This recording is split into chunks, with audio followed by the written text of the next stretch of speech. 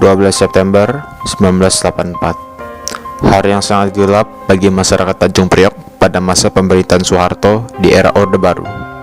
Hari terjadinya tragedi di mana rakyat kecil menerima penindasan dari pemerintahan.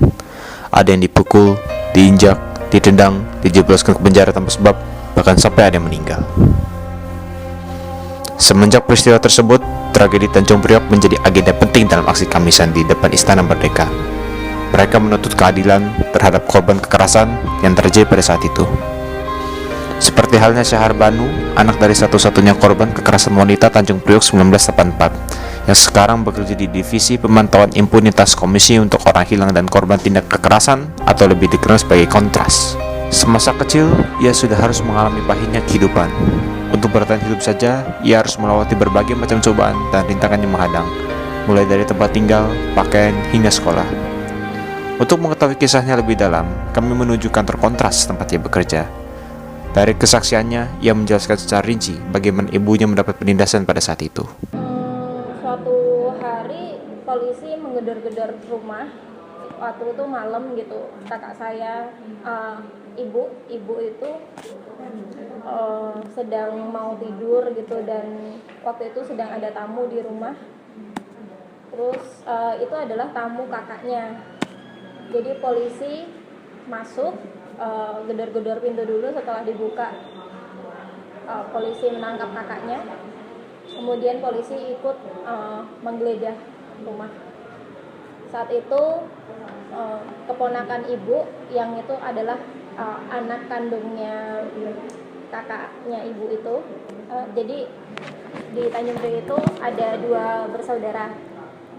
Ada dua bersaudara yang namanya Aminatun Najariah, itu ibu saya. Abdul Basir ini adalah kakaknya ibu. Dan si dua-duanya itu ditangkap di malam kejadian Tanjung Priok itu. Mereka tidak hadir di dalam peristiwa demonstrasi yang ada massa nyamir biki di sana gitu. Mereka nggak hadir dua-duanya sedang dalam keadaan di rumah. Tapi saat setelah kejadian kan polisi menelusuri dari rumah ke rumah nih, mencari pelaku, mencari provokator, mencari entah apalah gitu. Dan sialnya rumahnya kakaknya ibu itu termasuk salah satu yang digeledah dan orangnya diambil. Sampai sekarang nggak jelas kenapa ibu saya ikut terambil, padahal dia satu-satunya perempuan dan dia tidak terlibat di dalam pergerakan gitu. Jadi saat itu dia di penjara 3 bulan, dan saya lupa Pak Basirnya di penjara itu berapa bulan gitu. Saya lupa, yang jelas lebih lama Pak Basir. Nah, setelah di penjara 3 bulan, itu penjaranya penjara laki-laki, ibu juga diperlakukan tidak senonoh sama sipir, maksudnya di catcalling, kemudian diteror. Dia harus mendengarkan suara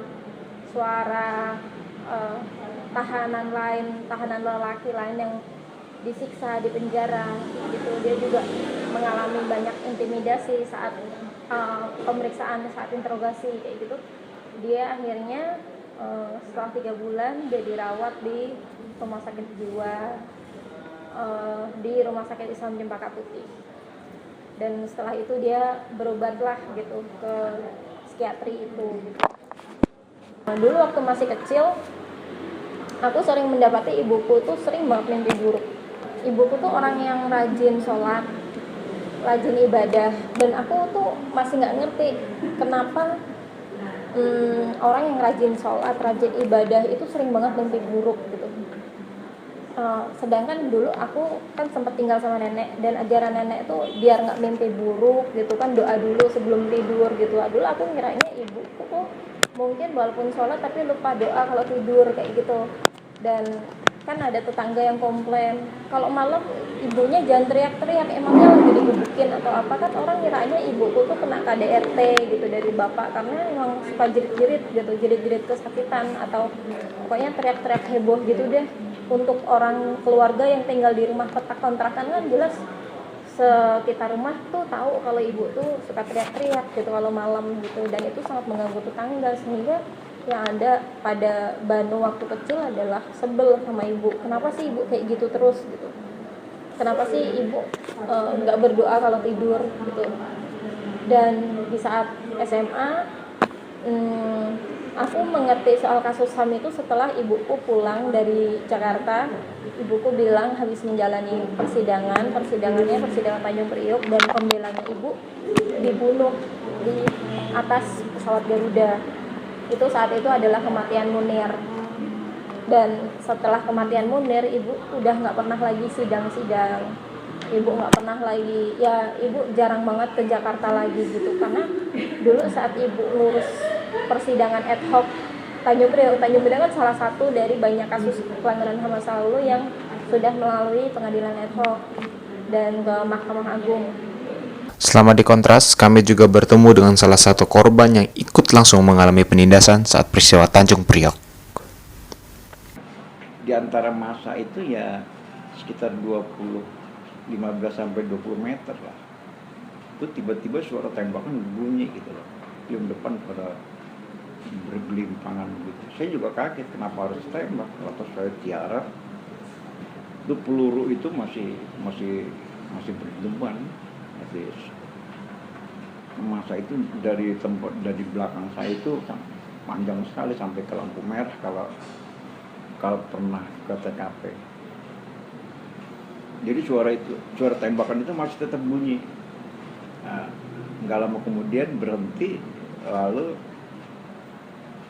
saya berdiri, saya pikir udah nggak melakukan penembakan lagi, lantas suara tembakan dentuman peluru bertubi-tubi itu terus bunyi lagi. Di situ saya kena kakinya. Saya kan masih hidup, cuma kena tembak kakinya.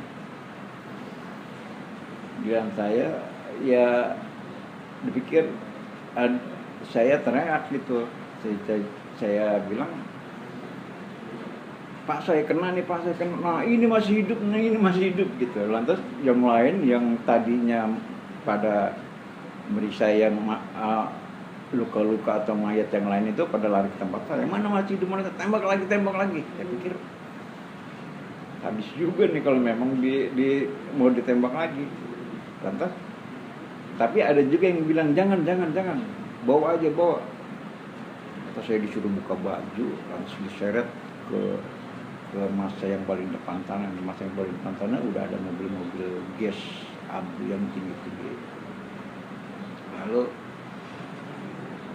yang setelah itu ya dilakukan sweeping lagi ke daerah ke belakang saya itu kan masa pada bergelimpang, orang-orang pada bergelimpangan gitu. Lalu saya sampai di bawah mobil, langsung dilempar gitu ya rupanya udah ada yang luka-luka sama yang mati dicampur. Jadi saya ada di tumpukan yang ketiga barangkali. Lalu dibawa ke Gatot Subroto, di situ dipilih-pilih yang mati, yang hidup. Kalau yang hidup yang luka-luka diturunin, kalau yang mati tetap di atas mobil gitu. Ya setelah itu saya dirawat di Gatot Subroto itu dua bulan jadi tanpa dibesuk, tanpa keluarga tahu gitu. Ya keluarga pikir juga saya udah mati. Jadi setelah begitu sampai 2 bulan, entah kenapa ada 7 orang tuh disuruh pulang, diantarin pakai mobil Kodim 0502 disuruh pulang, diantarin ke rumah-rumah masing-masing. Nah seminggu kemudian saya dibawa lagi, ya rupanya kawan yang pulang itu juga udah sempat pulang kampung tadinya ke Sulawesi. Jadi begitu sampai di Tanjung Priok, dia kan naik kapal laut, ya begitu turun dari pelabuhan langsung dibawa Kodim. Ya rupanya udah ada teman-teman saya yang di Kodim itu udah ada yang seminggu yang lalu mau pulang sama saya, atau saya dibawa Kodim lalu dibawa ke Guntur ya saya ditahan di situ 3 hari lalu dibawa ke Salemba ya sekitar 3 bulan 4 bulan kali itu ya menunggu proses pengadilan. Kalau Penjara Salemba ya Pak berarti? iya, kalau Salemba itu kan tahanan kejaksaan ya. Lantas teman-teman diadilin, termasuk saya, ya akhirnya dituntut 1 tahun. Saya dituntut 1,5 tahun, vonis 1 tahun. Jadi setelah divonis, masuk dia ke Cipinang, jadi ngerasain penjara. Kayaknya masih ada orang yang mau, yang bukan mau, memang mau, yang masih memata-matai saya gitu loh. Ada yang suka nongkrong, ada yang suka. Jadi ya saya berusaha untuk diam aja dulu. Terus pemerintah mengadakan Mataram P4 gitu, saya coba ikut gitu loh, untuk mengklirkan bahwa saya ini bukan siapa-siapa gitu. Saya ikut ya, berusaha ya seperti biasanya. Tapi banyak juga intel-intel yang berseliweran gitu. Mereka ngapain aja Pak? Intel-intelnya tuh ada yang mengganggu nggak Pak?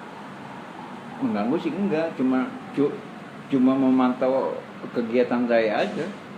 Ya sebetulnya paling saya ikut kegiatan di dekat rumah. Itu ada semacam apa ya, kayak diklat gitu ya, anak-anak remaja. Ya jadi saya ya di rumah aja, jadi nggak ada kegiatan apa-apa. Jadi apa ya, intel-intel itu merasa, ya saya juga merasa takut. Emang saya mau ngapain lagi, saya pikirkan itu juga. Saya tahu dari intel itu karena dari tetangga-tetangga, dia suka nanya saya, itu siapa sih, gimana dia. Tetangga-tetangga itu yang ngasih informasi bahwa ada orang yang suka nanya, kamu di gitu loh. Orangnya juga berlainan-lainan. Kak Banu dan Pak Yudi hanyalah contoh kecil dari ratusan orang yang mengalami penindasan dari peristiwa Tanjung Priok. Masih banyak orang yang tidak mendapatkan keadilan yang pantas dari pemerintahan. Lantas apa yang menyebabkan mereka mendapat perlakuan seperti itu? Sampai sekarang masih menjadi misteri. Lalu sampai kapankah rakyat harus menunggu jawaban dari pemerintah? Apakah para korban akhirnya akan mendapat keadilan yang layak? Atau justru selamanya terperangkap dalam trauma dan keputusasaan yang mendalam? Hanya waktu yang bisa menjawabnya.